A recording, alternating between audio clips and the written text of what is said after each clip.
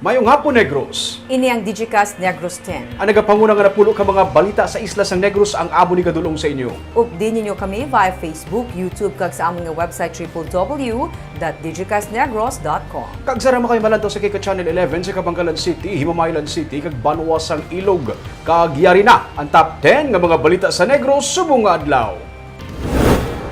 Malls gindagsa sa mga mapabakuna, walk-in sa bakuna, ginpauntat.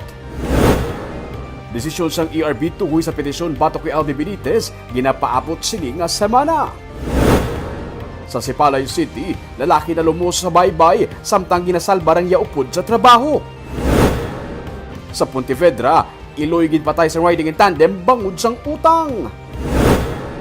Kag sa Good Vibes, pito ka tuig nga bata nagabaligya sa notebooks nga may artwork niya para ibulig sa pagpabulong sang iya nga classmate. Inatanan sa Digicast Negros X.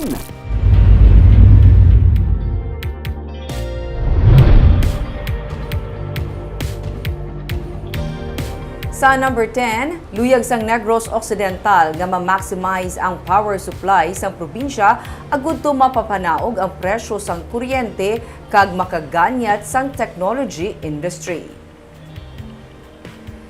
Sa isa ka pre-power summit suno kay anay congressman kag karon economic consultant sang probinsya Albi Benitez pagatalakayon ini kag para man matun-an ang nagakaigo nga sistema para sa bentaha sang probinsya kag mga konsumidor. Ang Iloilo suno sa iya nagbarato na gani ang cost of electricity, bagay nga kung mapatuman man diri sa probinsya mas maayo sa mga konsumidor. Ang Negros Occidental ang naga-generate sang halos 600 megawatts sang renewable energy nga nagalakip sang gikan sa solar, biomass, kag geothermal suno kay Benitez.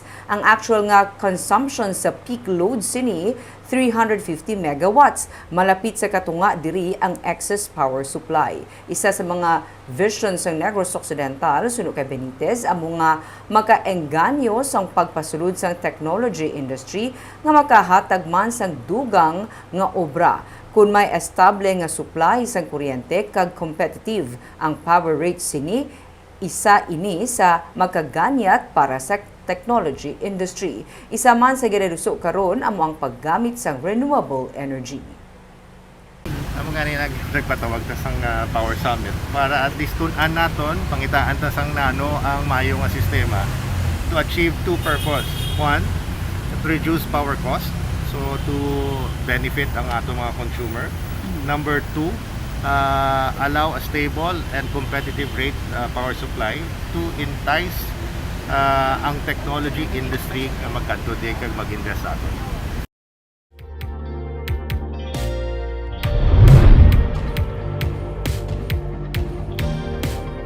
Sa number 9, ginpamunuan ni Negros Occidental Governor Eugenio Jose Lacson ang paglasa sang lechon sa isa ka programa nga nagapakita nga ASF free sa gihapon ang Negros Occidental.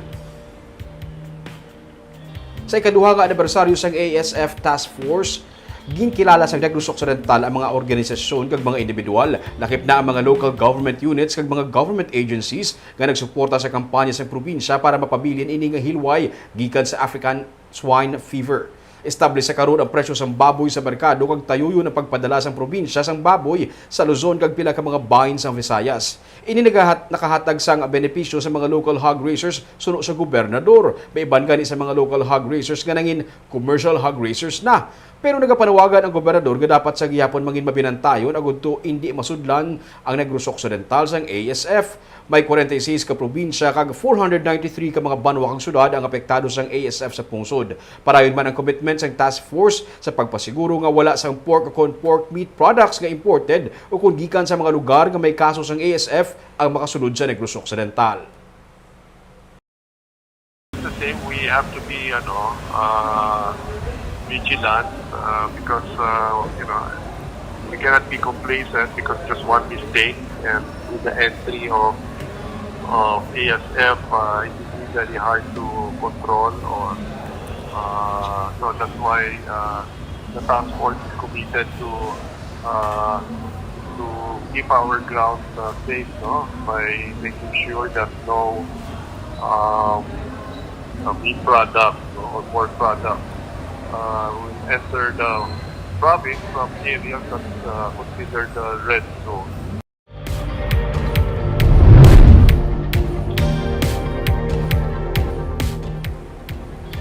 Sa number 8, 7 tub-tub 8 ang ratings nga ginhatag sang pila ka mga lokal nga opisyales sa performance ni Presidente Rodrigo Duterte.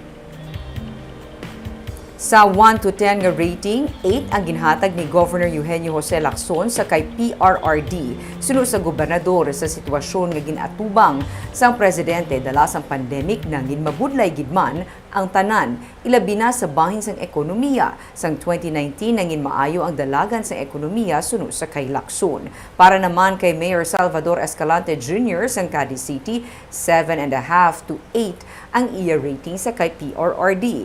Hindi man sarang makumparar ang presidente sa iban nga presidente bangod pinasahi ang sitwasyon subong. May pandemic pero nagtupa ang mga proyekto sa national government sunod sa kay Escalante. Napabutyag naman sang presidente sunod kay Escalante ang iya sining nga mensahe sa kampanya kontra illegal nga droga kag korupsyon.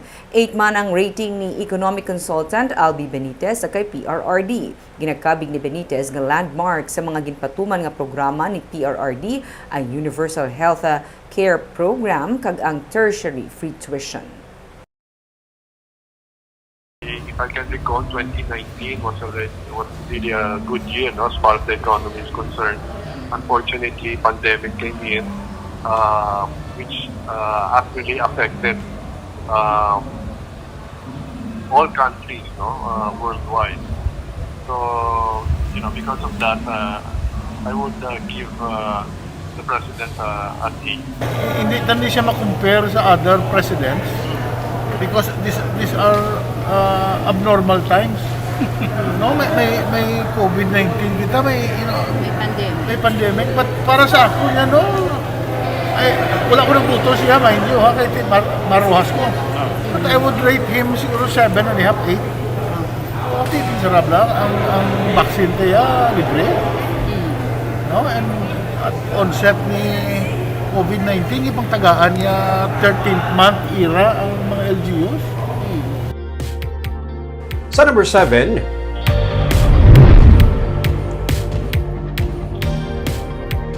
kadamuon sa COVID-19 active cases sa Negros Oriental padayon sa gihapon nga nagapanaog. Ini matapos mag-record naman ang probinsya sang 95 new recoveries kag 51 ng kabag-o nga mga kaso. Sa 10,278 ka total cases sa Negros Oriental, 641 na lang diri sa karon ang active cases. Wala naman sang LGU sa probinsya nga may triple-digit active cases sang COVID-19. Samtang masobra sa 800 naman ang diferensya sang active cases sa Negros Occidental sa Oriental. 1,503 ang active cases sa Negros Occidental nga may 48 lang ka mga bag-o nga kaso sang kahapon. Sa Bacolod, 24 lang ang naduga nga kaso sang kahapon. 1,478 ang total active cases sang syudad.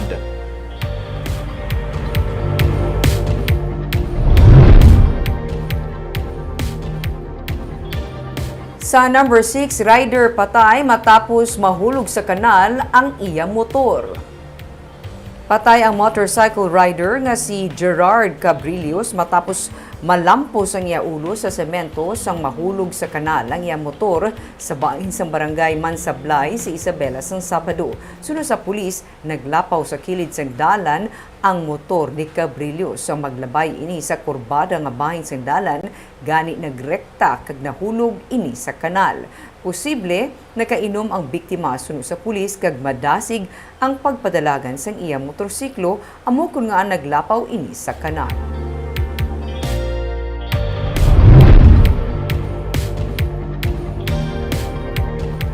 Sa number 5, Iloy patay matapos tiruhon sa riding in tandem bangod sang utang. Mabukas na kuntani sang ilang nga baligyaan sa barangay 2 sa poblasyon sa Pontevedra sang Sabado sang kaagahon si Melauri Pagunsan sang ginali na lang siya ginpalapitan nga gintiro sa makapila ka beses sang riding in tandem. Patay sa pagpangluthang ang biktima nga natukiban sang PNP sadto anay nadakpan na bangod sang kaso nga estafa. Sunod kay Captain Hansel Lumandaz, posible gun for hire ang mga sospek kag ang biktima ang ginpatay sang isa sa iya nga mga ginutangan. Parayon pang investigasyon sang PNP.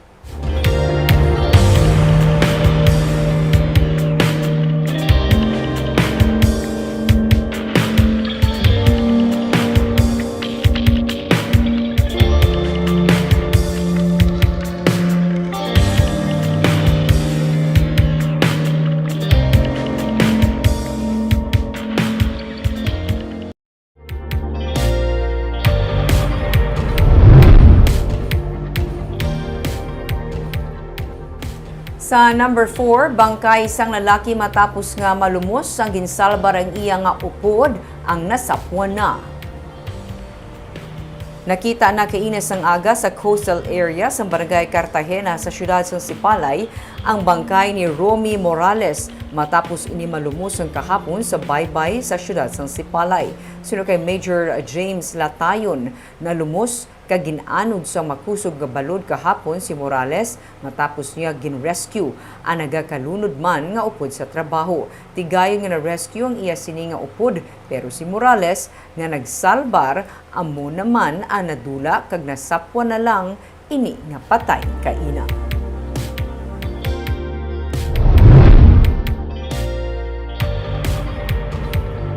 Sa number 3, mahimo nga sa sining nga semana magapagawa na sang desisyon ang Election Registration Board ini may angot sa oposisyon sa pag-transfer sa voters registration ni 3rd District Congressman Albi Benitez sa siyudad sa Bacolod.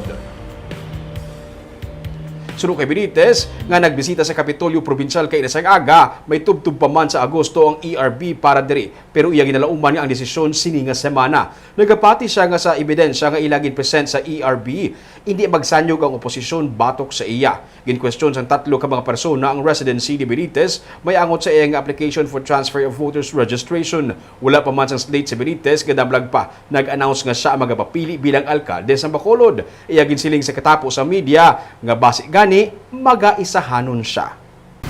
Ano naman na, with the evidences we have presented, I'm very confident it will not pass.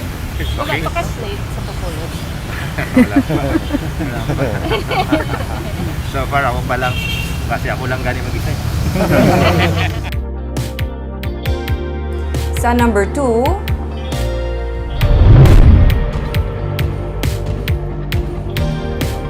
ang Ayala Malls Capital Central ang gindagsa sa mga luyag magpabakuna kainas ang aga. Malawig man nga naghulat ang mga nagapila sagwa sa mall antes ini nagbukas. May report si Romeo Subaldo. Sa video nga kuha ni Atty. Maki Angel Ascalon, makita nga may mga nagapila na sagwa sang Ayala Malls Capital Central antes magbukas ang mall. Ang iban sa mga nagapila nagsulay sa init. Pagbukas ang mall, napasulod ang tanan. Ini ang sitwasyon sa 4th floor kung saan ginapatigayon ang bakuna.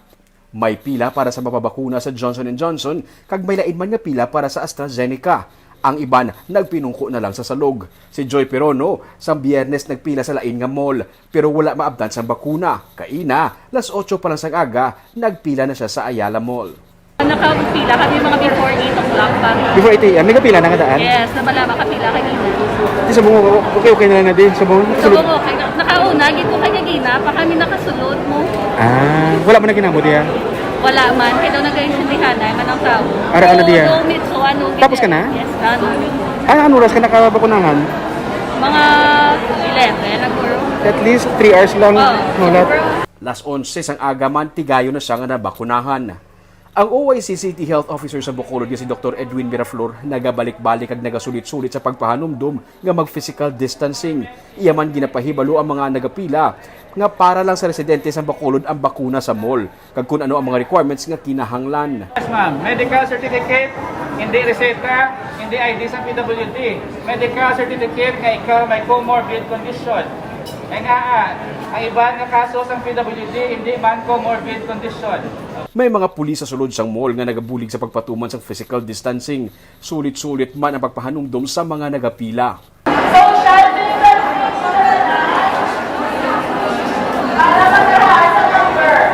Dugay-dugay, nagsugod na ang Bacolod EOC sa pagpanagtag sang numbers para kung tani maghalin-anay sa pila ang mga tao kag maglibot sa mall.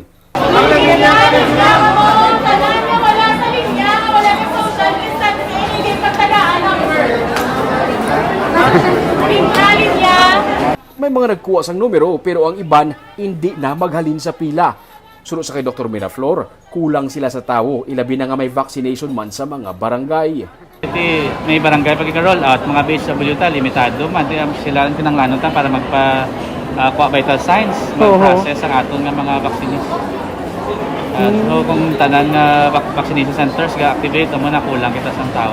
Gani padayon kuno sa karon ng ilang hiring sang job order para magbulig sa pagbakuna. Kaag sa numero 1 sa mga balita, subong nga adlaw.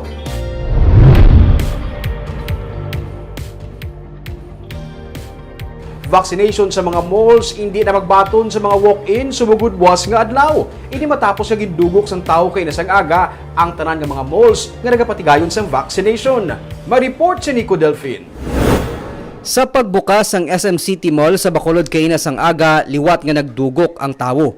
Isang 91 anyos nga si Remedios Hidava sa mga naglinya. Agwarta pang kapoy. Nakapamahaw ka.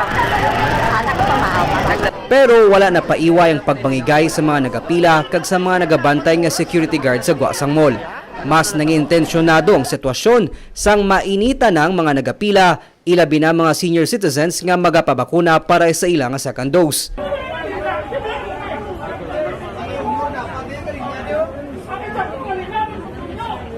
Sila magpasulod kaya wala po social distancing. Kaya social distancing kaya ang mga tigulang ginagwanta sa init. Kasi nga kakalipong gani gina itong wheelchair na kuyab-kuyaban lang ko. Kaya umuwi na nila tani bulo 20 o 30. Dito na lang ma-adjust sa sulod. Ginabalas ka naman. Oo. At saka, they have that sign, look at the sign on the door. Talagang klaro na PW and the senior. So, klaro kami dito. Nahang pa naman sang tagdumalahan sang mall nga madamo ang luyag magpabakuna para mapangapinan batok sa COVID-19. Pero nagapangabay sila nga kuntani magsunod sa minimum health protocol. Senior citizens and PWDs will always have prioritization with Mansalay. We just need to be able to identify who they are para mapauna man sila natin pasulod. So, of course, safety of our customers. I think first and foremost, we also have to check anay guro kung qualified ba sila anay maka-receive sa vaccine. Di ba sinagsugpon lang sila sa pila, hindi ka galing pwede, hindi ka bakon. For the meantime, because they're not part of the priority anay. Giliw naman nga nag-inabot ang mga pulis agud mapaiway ang kinagamo kag mapasiguro nga ginapatuman ang physical distancing.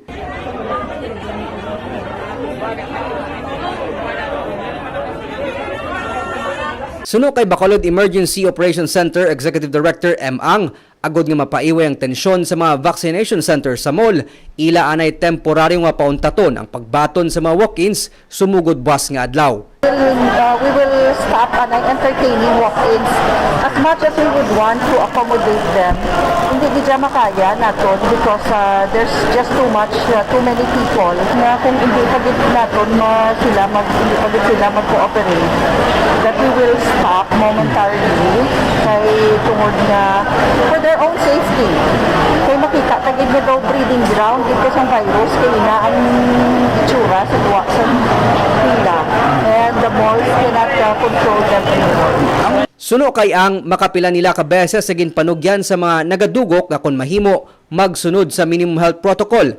Ilaman ginsulit-sulit nga kutob lang sa A1, A2, A3 kag A5 nga walk-ins ang sarang nila ma-accommodate. Gindugang paniang nga nagapabilin nga updated ang online registration sa syudad para sa vaccination program. Gani hindi na ginakinahanglan pa ang magpasimpalad para sa bakuna. Hindi magpasimpalad, register di ka mo. It's so easy.